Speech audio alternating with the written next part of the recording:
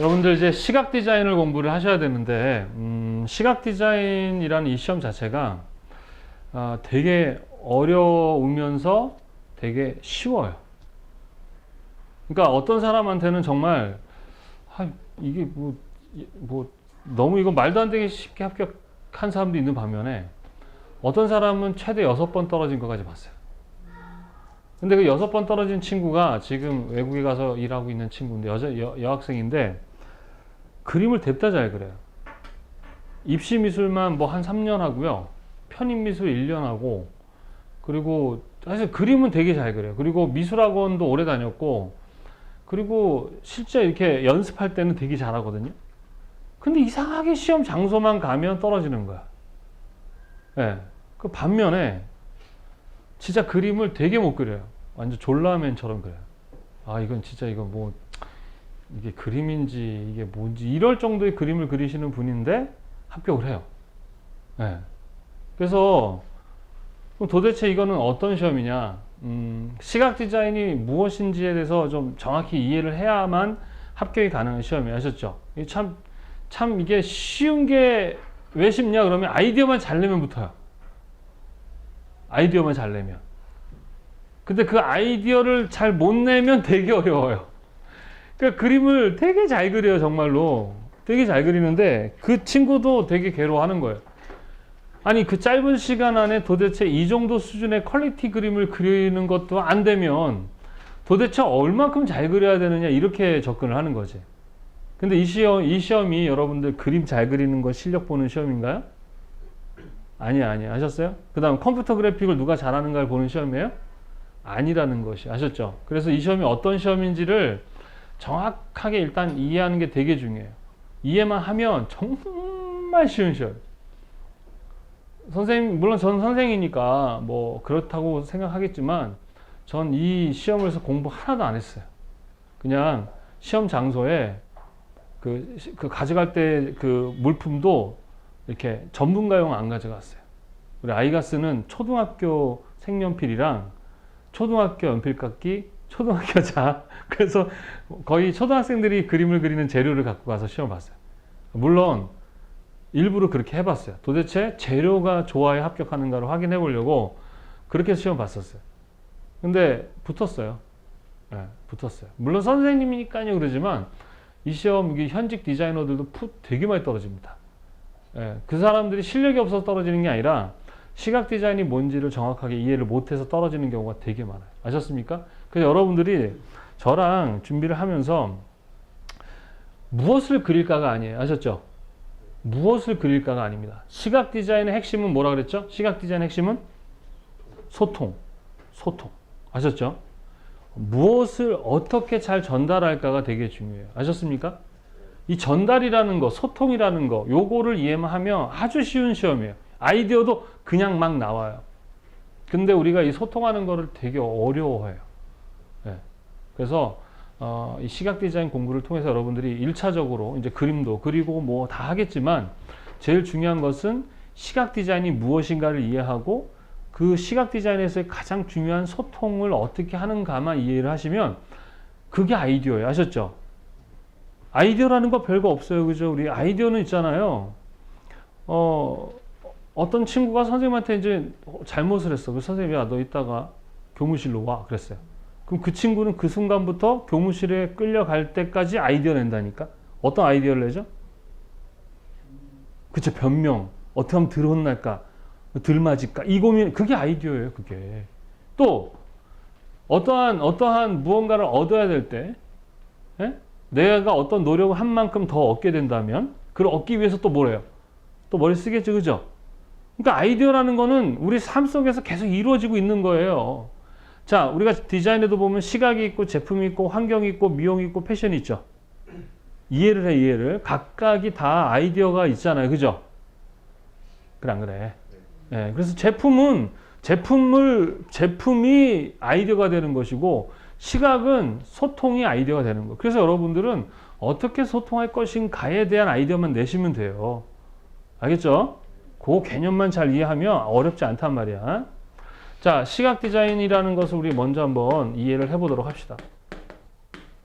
시각 디자인은 영어로 뭐죠? 비주얼, 커뮤니케이션, 디자인 이렇게 돼 있단 말입니다. 그래서 비주얼이라는 말과 커뮤니케이션이라는 말과 디자인이라는 세 가지 말의 합성어예요. 아셨죠? 항상 이름에는 의미가 있어요. 그죠? 예. 그래서 요 이름도 의미가 있기 때문에 이 이름으로 정한 거죠. 그죠? 잘 이해해. 이해만 잘하면 된다 그랬어요. 아셨어요? 일단은 어떤 기술적이고 기능적인 건 이제 연습을 통해서 하시면 되는 부분이고, 그거보다 아이디어, 특히 시각 디자인 시험은 아이디어 점수가 되게 높아요. 70점 정도 된다라고 해요. 근데 이제 아이디어만 70점은 아니겠죠. 왜냐면 아이디어 스케치 안에 이제 스케치를 통해서 아이디어가 보이는 거니까 뭐 이렇게 하다 보면은 아이디어만 보면 한 50점 정도 되는 것 같아요. 그렇지만 어쨌든 아이디어가 좋지 않으면 이거는 아무리 그림 잘 그리고 컴퓨터 작업을 아무리 잘해도 합격될 수가 없는 어려운 시험이에요. 앤드 되게 쉬운 날로 먹는 시험이에요. 이해하셨어요? 그러니까 여러분들은 이해하고 아는 것이 1차적으로 해야 할 일이다 이렇게 알고 배우셔야 됩니다. 아셨죠? 무식하게 열심히 해도 되지만 결과가 안 좋단 말이에요. 그렇게 되면. 근데 똑같은 공부를 하더라도 어떻게 효율적으로, 효과적으로 공부를 하셔야 되는 거 아셨죠? 자, 그래서 비주얼, 커뮤니케이션, 디자인 이 셋 중에 제일 중요한 게 뭐예요? 커뮤니케이션. 이거 뭐 소통이라고 얘기도 하죠. 그죠? 자, 이 소통을 디자인하는 것이에요. 디자인이라는 것은 계획하다, 설계하다 그런 뜻이죠? 그래 안 그래? 그러니까 어떤 걸 계획하는 것이에요. 아셨습니까? 어떤 걸 계획을 해요. 근데 보통 계획을 하는 사람 따로 있고, 그죠? 또 계획하는 사람이 계획한 걸 도와서 기획하는 사람 따로 있고요. 또 그 계획한 걸 가지고 기능하는 사람이 따로 있고요 하는 것들은 규모가 있는 회사들입니다. 아셨습니까? 저처럼 규모 없는 혼자 하는 1인 기업들은 내가 계획을 하고요. 내가 기획하고요. 내가 기능한단 말입니다. 아셨죠? 그래서 사실은 계획 안에는 기획과 기능이 다 뭐가 된 거야? 포함된 거예요. 가장 큰 개념이 계획입니다. 아셨습니까? 그래서 어떤 계획을 하고 기획하고 기능하는 행위를 하는 목적은, 디자인의 목적은 뭐다? 사람들을 뭐하기 위한 것이다? 보다 더 행복하게 하는 거예요. 아셨어요? 근데 사람들의 행복이라는 거는 어떤 게 행복이냐 이거야. 행복하다라는 거. 자, 사람을 보게 되면 사람은, 자, 선생님이 강의 이제 구체적으로 했던 것들이 있는데, 사람이라는 것은 어떻게 이루어져 있다? 겉사람이 있고 어떤 사람이 있다? 속사람이 있다라고 얘기했었죠. 그죠? 이거 되게 중요해요, 이게. 여러분, 선생님 지금 저의 모습을 보고 있죠. 이거 있죠. 이거 무슨 사람이야? 겉사람. 또는 육체라고 하잖아요. 그죠? 또는 속사람은 뭐라 그래요? 육체와 마음. 그죠? 그 다음에 뭐 여러 가지 있어요. 여기 육체, 몸이라고 반대로는 뭐 혼 이렇게 얘기도 합니다. 아셨죠? 근데 저는 그냥 속사람이라고 할게. 아시죠? 그럼 보통 겉사람이 필요한 이유는 이 물질의 세상을 살기 위해서 겉사람이 필요하죠. 그죠? 그래 안 그래? 겉사람. 근데 속사람은 보여요? 안 보여요? 안 보이잖아. 그죠? 그런데 여러분, 이게 나지만 이 안에 있는 어떤 세상? 정신의 세상이죠. 무슨 세상? 정신의 세상. 또 무슨 세상을 살아요? 물질의 세상을 살잖아. 그지? 그지? 그러면 보통 물질의 세상으로부터 어떠한 정보들이 우리의 감각, 뭐가 있어요? 시각, 청각, 후각, 촉각, 미각을 통해서 정보가 전달이 되죠. 그럼 그 전달된 그 정보가 우리 머릿속에 뇌에 전달이 되죠. 그죠? 그리고 뇌가 누구에게? 속사람에게 정보를 전달하면 속사람이 뭘 가져요? 정이라는 걸 갖잖아. 그지? 보통 그 감정이 좋으면 뭐라 그래? 행복하다라고 하는 거예요. 무슨 말인지 아시겠어요? 우리가 설득시키고 기억시키고 이해시켜야 할 대상은 겉사람이에요? 속사람이에요? 속사람이에요. 속사람. 근데 속사람 보여요? 안 보여요? 그게 문제야. 근데 인간은 되게 웃긴 게 뭔지 아세요? 겉과 속이 달라요. 그게 문제야. 이렇게 웃고 있는데 제가 다 좋아하나? 그런데 웃으면서도 속으로 뭐라 그래? 죽어라. 이럴 수도 있다니까요. 반대로 인상 되게 쓰고 있어. 그래서 되게 싫어하나 하면서도 인상 쓰면서도 사랑해. 네가 너무 좋아. 이럴 수도 있다니까. 안 그래요?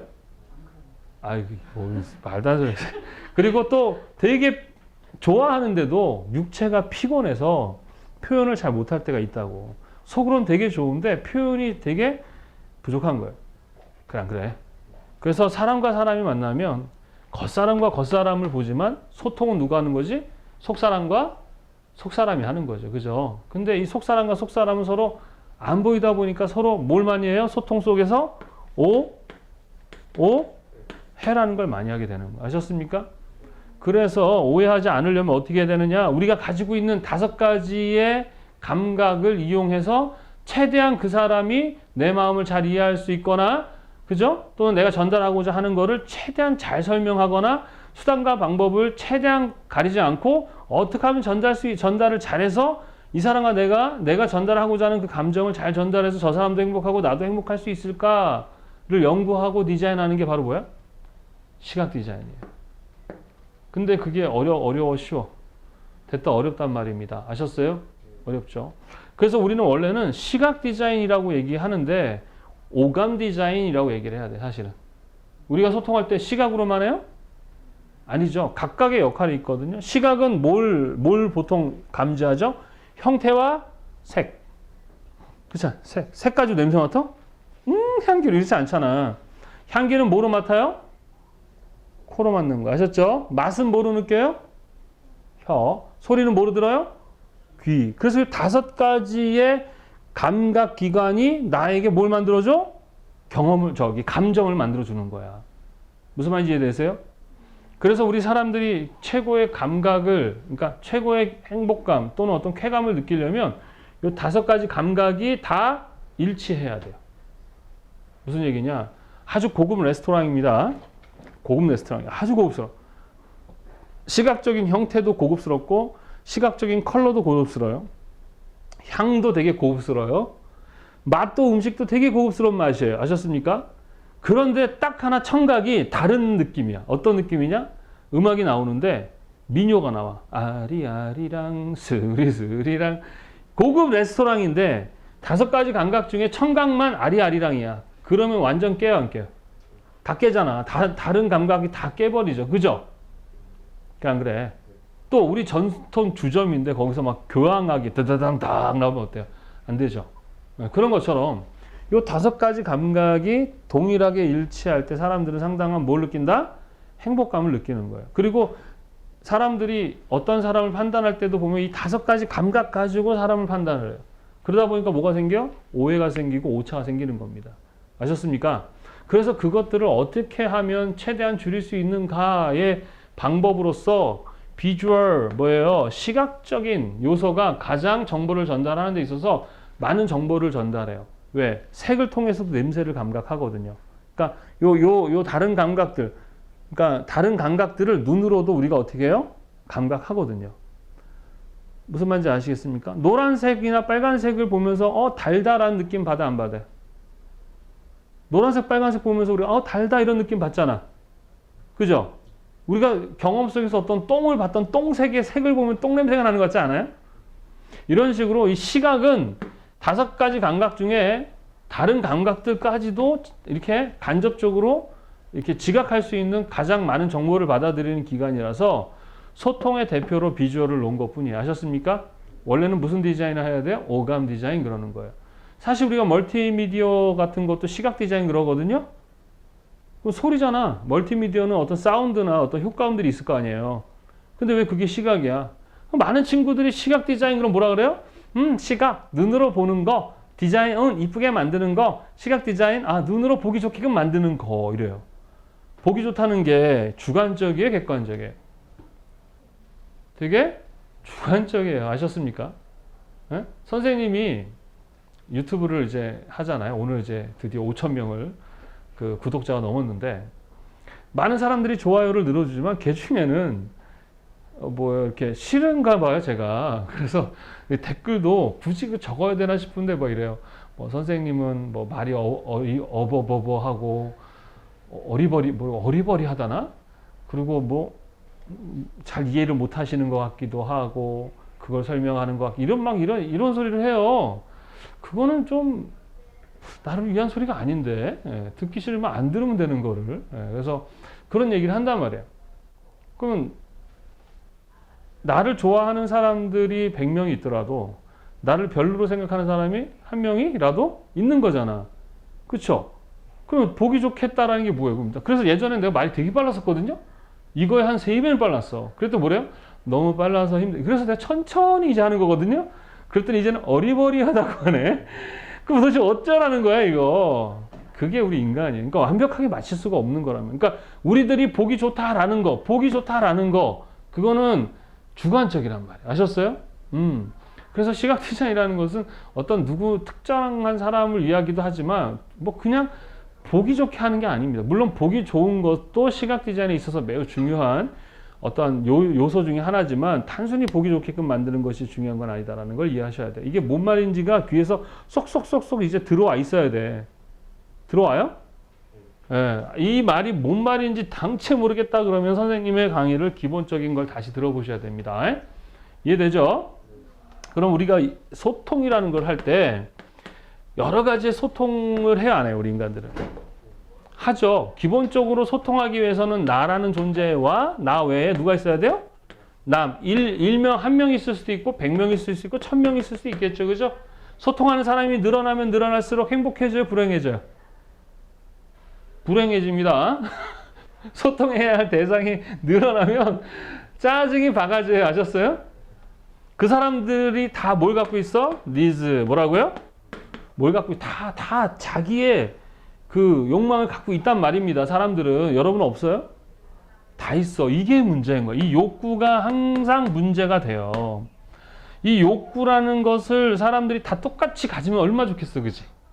그죠? 밥 먹을 때도 다 똑같이 중식 먹고 싶으면 좋은데 누구는 일식, 중식, 한식 막 다 다르잖아요. 그죠? 몇몇 모여도 이렇게 어렵단 말입니다. 니즈가 다 달라요. 니즈가. 그래서 사람을 안다는 것은 이렇게 그 사람의 니즈를 맞춰야 되기 때문에 피곤해진다고 보시면 돼요. 내 자식조차도 피곤해요. 많이 나오면 좋은 게 아니에요. 이제 군대 하나 갔는데 또 나중에 또 하나 또 보낼 생각하니까 또 죽겠어요. 아는 사람이 늘어나면 또 힘들어지는 거예요. 그래서 소통은 참 어렵다. 뭐하다? 어렵다. 아셨죠? 그래서 시각 디자인 시험이 어려워요. 아셨습니까?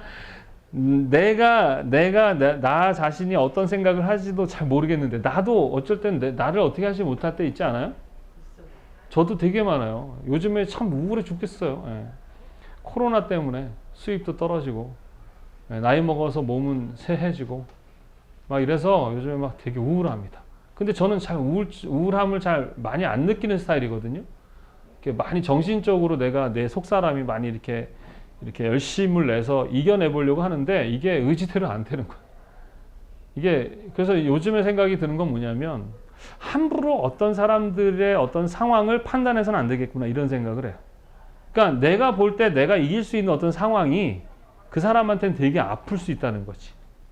그러니까 내가 진짜 그 사람처럼 되면 나도 아플 건데 내가 경험해보지 않고 그냥 함부로 얘기하는 경우가 지금까지 살면서 되게 많았던 것 같아요. 그래서 함부로 어떤 사람을 판단하고 그 사람의 어떤 상황을 이래라 저래라 얘기할 게 못 되는 것 같아요. 시각 디자인이라는 게 이렇게 아주 뭔가 이렇게 철학적이면서도 인문학적이면서도 뭔가 이래요. 왜냐하면은 사람의 속사람을 다루기 때문에 그래요. 아셨습니까? 소통의 어떤 그 끝판왕을 달리는 게 시각 디자인이지 어떤 그림을 그리는 게 아니에요. 그러니까 그림이라는 걸 통해서 정보를 전달할 때 그림을 그려서 정보를 전달하면 훨씬 도움돼 안 돼? 되잖아. 선생님이 봐봐. 디자인이라는 것은 속사람이 해요? 겉사람이에요? 속사람이 하는 거야. 내 안에 있는 속사람이. 그러면 내 안에 있는 내용을 내가 직접 만들고 내가 다 하면 뭐 설계도니 스케치니 할 필요 있어 없어? 없어요. 그건 내가 하는 거니까. 그지? 그런데 내가 혼자 하는 게 아니라 나한테 의뢰하는 사람이 있을 거 아니에요. 그죠? 클라이언트가 나한테 일을 의뢰를 하잖아. 그럼 내가 그 사람의 의뢰를 받아서 디자인을 해줬지. 그럼 그 사람한테 설명을 할 때 사람들은 내가 아는 걸 상대도 알 거라고 생각을 해요. 안 그래요? 아셨습니까? 벌써 여자와 남자는 이 생각하는 방식이 너무 다르기 때문에 말만 하면 싸우는 거야. 이상하게 여자들은 남자를 배려한다고 얘기하는데 남자들은 화를 내고요. 남자들은 기분 나쁘라고 얘기한 게 아닌데 여자들이 기분 나빠한단 말입니다. 고양이들은 강아지랑 뭐 사이가 안 좋다 뭐 이런 이유 중에 하나가 개들은 반가우면 뭘 흔들어요? 꼬리를 흔든대요. 근데 고양이는 싸울 때 뭐 들어요? 꼬리를 든대요. 그러니까 개는 좋다고 반갑게 오는데 고양이는 싸우러 오는 거죠. 이런 거야. 여자 남자 이러는 거죠. 그러니까 이 소통이 되게 어려운 거예요. 왜? 각각마다의 이 뇌들이 경험이 다르기 때문에 그래요. 뇌라는 존재는 어떤 역할을 하는 거냐면 기억을 해요. 뭐 한다? 기억을 해요. 왜 그러냐면 뇌라는 애는요, 겉사람과 속사람 외에 뇌라는 놈은 또 다른 나예요. 그러니까 내 안에는 속사람이라는 조용우도 있고 겉사람이라는 조용우도 있고 뇌라는 조용우가 또 있는 거야. 복잡하다니까 나 안에도. 그럼 뇌는 어떤 역할을 하느냐? 속사람의 말을 들어서 겉사람의 명령을 주고 겉사람의 신호를 받아서 속사람에게 전달하는 역할을 하거든요. 근데 얘는 또 다른 어떤 역할을 하느냐? 무조건 속사람의 말을 안 들어요. 여러분 눈 깜빡 10번 해봐 그러면 깜빡깜빡 하죠. 근데 하지 마 그러면 안 해요? 뇌가 안 해요? 심장 뛰지 마 그러면 뇌가 그래. 알았어 안 뛰 이래요? 안 그래요. 뇌는 얘 말을 듣기도 하지만 내가 생존의 위협이 되면 안 들어요. 이 뇌의 역할은 이 육체를 살게 하는 데 목적이 있어요. 생존하게. 왜? 육체가 죽으면 뇌도 죽고 속사람도 소멸하잖아. 그죠? 그러니까 육체를 살게 하는 게 목적이에요. 그래서 얘는 항상 어떤 정보가 들어오면 1차적으로 얘가 기억을 하고 판단을 해요. 어떻게 판단하느냐? 되게 동물적으로, 본능적으로 해요. 뭐냐? 생존에 도움이 되느냐, 안 되느냐. 이렇게 일단 먼저 얘는 기억을 해요. 그래서 생존에 도움이 되면 좋다 그러고요. 생존에 도움이 안 되면 나쁘다 이렇게 해요. 그래서 얘를 그걸 1차 판단한 걸 속사람에게 전달하게 되면 속사람은 2차 판단을 통해서 감정을 가져요. 동물들은 보통 요 작용까지 있고요. 사람이 갖고 있는 속사람의 마음을 갖고 있잖아요. 근데 우리 사람의 마음은 얘와 또 다른 판단을 할 때도 있어요. 내가 배가 고픈데 내가 음식을 먹어야 살아야 되잖아. 그죠? 그럼 뇌는 뭐라고 해요? 자꾸 먹어 그래. 그 속사람한테도 명령하죠. 먹어야 돼 그래요. 근데 속사람이 내 아이든 내가 사랑하는 사람 못 먹고 있어. 그러면은 그걸 거역해서 그 사람에게 먹을 걸 주기도 해요. 무슨 말인지 아시겠습니까? 이렇게 아주 복잡한 구조로 되어 있어요. 우리 인간이. 그러니까 이게 겉사람만 사람을 상대해서도 안 되는 것이고 또 그 속사람만 또 마음이 좋다고 해서 속사람만 또 상대하면 안 돼요. 왜? 그 사람이 어떻게 살았는지에 대한 경험도 배려를 해야 돼요. 경험까지. 그렇잖아요. 내가 어릴 때부터 저는 웃음에 대한 경험, 그러니까 막 사람들과 웃고 막 이런 경험이 아주 좋은 경험으로 기억될 수 있죠. 사람들이 나 좋다고 막 웃어줬던 거야. 그러면 이 뇌는 어떻게? 생존에 도움되는 게 웃음이야 라고 기억을 하죠. 그래서 웃음의 정보가 오면 얘가 되게 좋아한단 말이에요. 속사람이. 그럼 나는 또 다른 사람한테도 똑같은 방식으로 어떻게 해요? 표현하려고 하겠죠. 그럼 이 사람한테 내가 안녕 하고 웃었어. 그러면 내가 웃는 신호를 보냈을 때 이 사람이 그 웃는 신호를 받았을 때 뇌에서 어릴 때부터 그 사람은 경험이 뭐냐? 자기를 비웃고 못살게 굽고 막 비아냥 거렸던 애들이 항상 웃었어. 그러면 걔는 그 웃음이 어떤 기억으로 남아요? 기분 나쁜 감정이겠죠? 그러니까 나는 저 사람이 좋아서 하고 분명히 정보를 보냈는데 상대는 어떻게 받아들여? 기분 나쁘게 받아들여서 나쁜 감정을 갖기도 한단 말이야. 웃기잖아. 나는 좋은 감정의 웃음을 전달했는데 상대는 기분 나쁜 거로 받아들이기도 한다는 것이지. 무슨 말인지 아시겠어요? 이토록 소통이 어려운 거예요. 그러니까 소통을 잘하려면 이 사람의 니즈, 즉 속사람이 어떤 생각을 하고 있고 어떤 상태이고 어떤지를 먼저 뭐 해야 돼? 알아야 된다는 것이. 뭐 해야 된다? 알아야 된다. 그거를 우리는 뭐라고 하느냐? 환경 분석이라고 그래. 뭐라고 한다? 환경 분석. 환경 분석. 그러니까 아이디어를 우리가 어떤 소통의 아이디어를 낼 때는 그러니까 되게 착각하는 게 뭐냐면 디자이너들이 뭐 어떤 천부적이고 천재적인 능력을 갖추고 있어서 나한테 의뢰하는 사람이 나의 생각을 알고 싶어서 돈 주는 게 아니에요. 아셨어요? 자기가 할 일을 돈을 줄 테니까 네가 대신 좀 해달라고 하는 거거든요.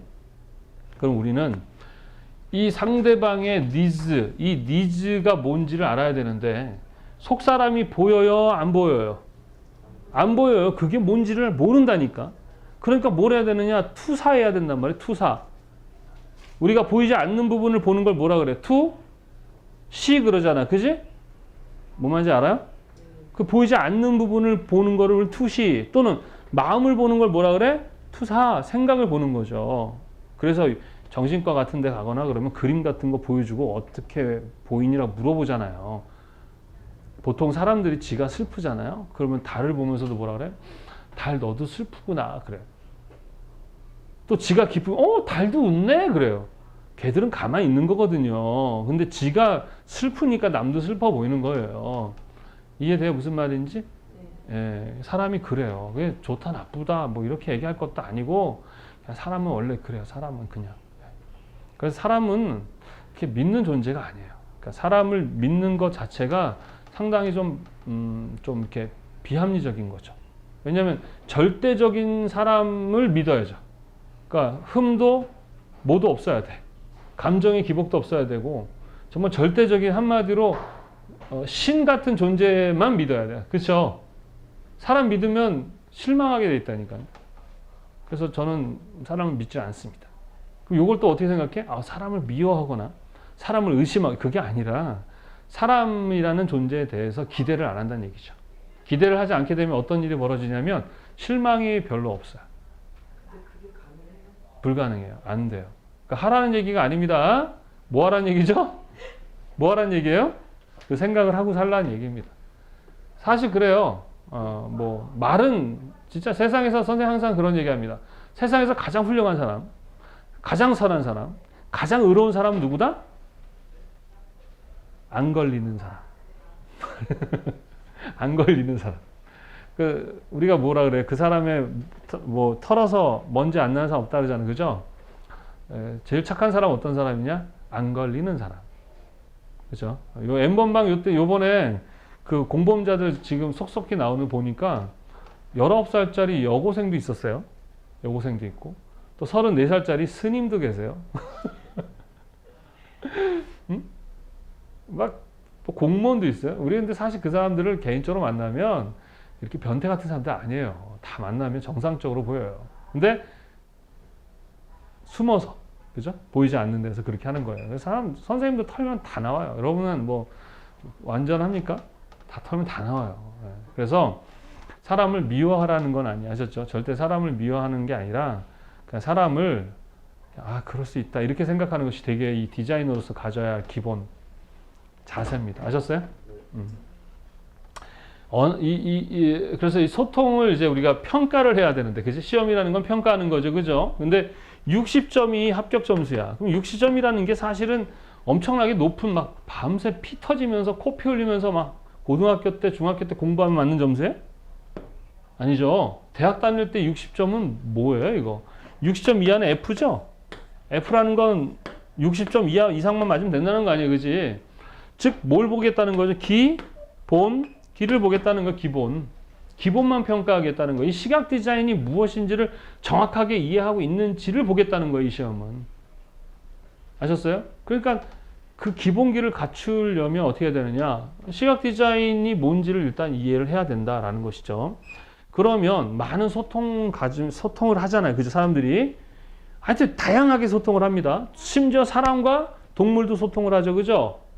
강아지 같은 경우도 봐봐요. 제가 예전에 참 강아지를 잘 몰랐는데 요즘에 이제 강아지 이렇게 프로를 보면서 사람들 소통하는 거랑 정말 똑같더라고요. 그래서 이제 강아지에 대한 연구를 많이 해서 이제 키우라면 정말 강아지랑 말도 할 수 있을 것 같아요. 근데 가장 중요한 것은 강아지와 소통하려면 강아지의 입장을 알아야 된다는 거예요. 무슨 말인지 아시겠어요? 강아지는 사람의 말을 못 알아먹거든요. 그러니까 사람들은 사람에게 대하듯이 강아지한테 대해요. 그래요? 하면 안 돼! 하면 안 돼! 가지 마! 하지 마! 이런단 말이에요. 강아지는 알아들어요? 도대체 뭐 하자는 거지? 그런다고. 계속 이렇게 들릴 거예요. 그래서 강아지들한테 싫으면 싫다, 좋으면 싫다를 아주 명료하게, 명확하게 전달을 해야 돼.